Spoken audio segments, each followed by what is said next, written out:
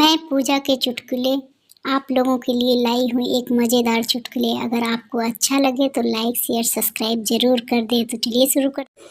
सुबह जब ऑफिस के लिए निकला तो श्रीमती जी बोली, भगवान के हाथ जोड़कर घर से निकला करो, सब काम अच्छे होते हैं। मैंने कहा, मैं नहीं मानता, शादी वाले दिन भी हाथ जोड़कर ही घर से निकला था।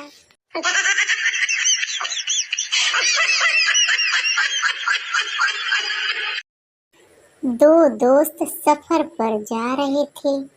रात हो गई, वो टेंट लगाकर सो गए। रात को एक दोस्त की नींद खुली। उसने दूसरे दोस्त को जगाकर कहा, आसमान की तरफ तुझे क्या नजर आता है? दूसरा दोस्त बोला, बहुत सारे सितारे। पहला बोला, इससे क्या पता चलता है? दूसरा बोला, आसमान कितना खूबसूरत है। पहला बोला, अबे न्यूटन की औलाद, टेंट चोरी हो गया है।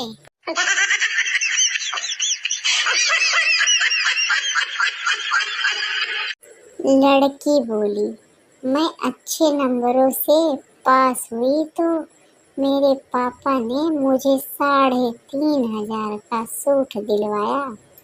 लड़का बोला, बस इतनी सी बात? मैं फेल हुआ तो मेरे बाप ने 4.5 लाख का ट्रैक्टर दिलवा दिया। सोच, अगर पास होता तो क्या दिलवाते।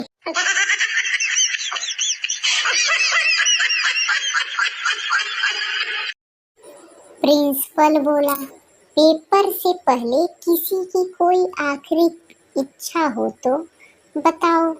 छात्र बोला, अगर हो सके तो फीस आप दुगनी ले लो, पर मेरे से परीक्षा मत लेना।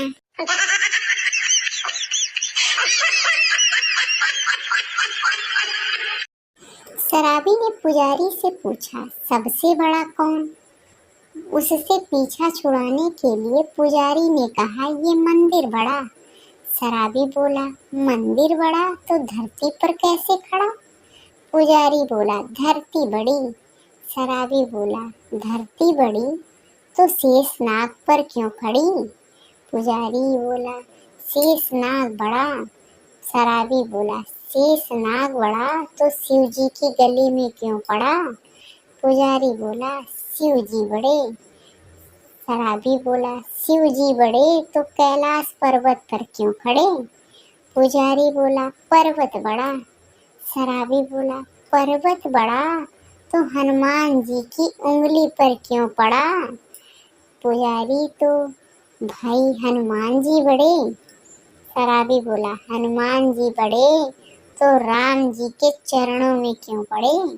पुजारी बोला, राम जी बड़े। शराबी बोला, राम जी बड़े तो रावण के पीछे क्यों पड़े? पुजारी बोला, अरे मेरे बाप, तू बता कौन बड़ा? शराबी बोला, इस दुनिया में वो बड़ा जो पूरी बोतल पीकर भी अपने पैरों पर खड़ा।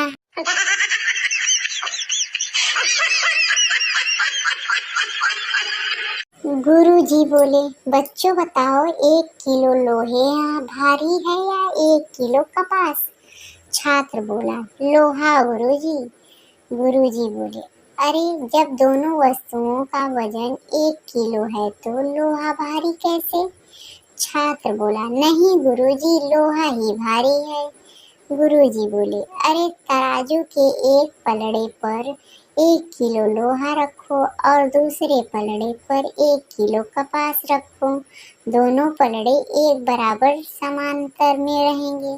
छात्र बोला, नहीं गुरुजी, लोहा ही भारी है।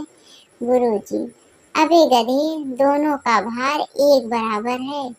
छात्र, ठीक है गुरुजी, आप मुझे 1 किलो कपास फेंक कर मारिए और मैं आपको 1 किलो लोहा फेंक कर मारता हूँ, तब आपको समझ आएगा कि कपास और लोहे में भारी कौन सा है।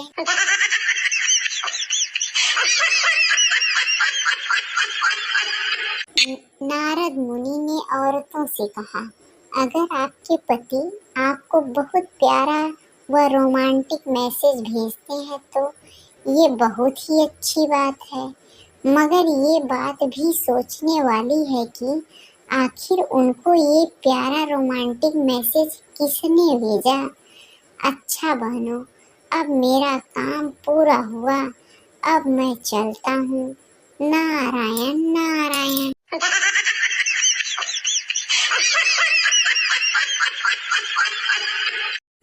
एक गांव में बाढ़ आई थी तो मीडिया वाले ग्राम सरपंच के पास गए और बोले, आपके गांव की आबादी सरकारी रजिस्टर में 500 है और नदी से अब तक 900 लोग निकाले जा चुके हैं, ऐसा कैसे?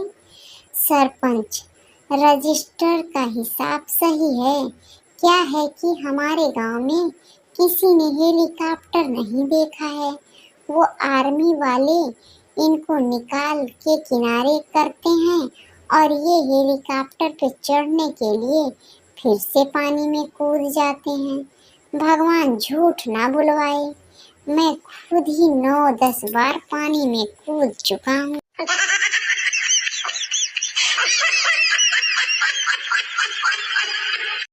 एक बहुत ही पहुँचे हुए संत थे।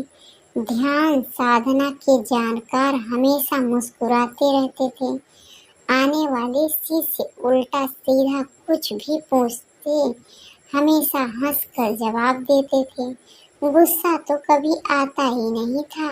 गजब का धैर्य था। उनकी ख्याति दूर दूर तक थी। एक बार एक पत्रकार ने उनका इंटरव्यू लेते हुए पूछा, बाबा आपके गुरु कौन हैं? आपने ये धैर्य, ध्यान और साधना की शिक्षा कहाँ से ली? संत ने उस पत्रकार की ओर प्रेम से देखा और सांस छोड़ते हुए कहा, बेटा मैंने 20 साल साड़ी के शोरूम पर काम किया है।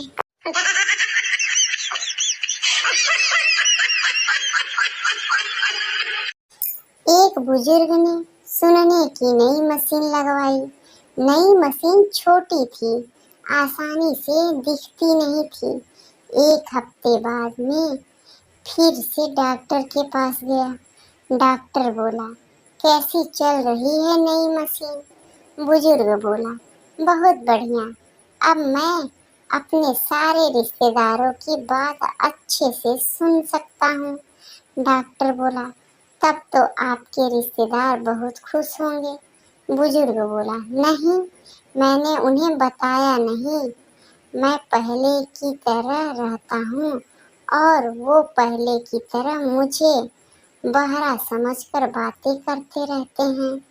इसके लिए एक हफ्ते में मैं 3 बार वसीयत बदल चुका हूँ।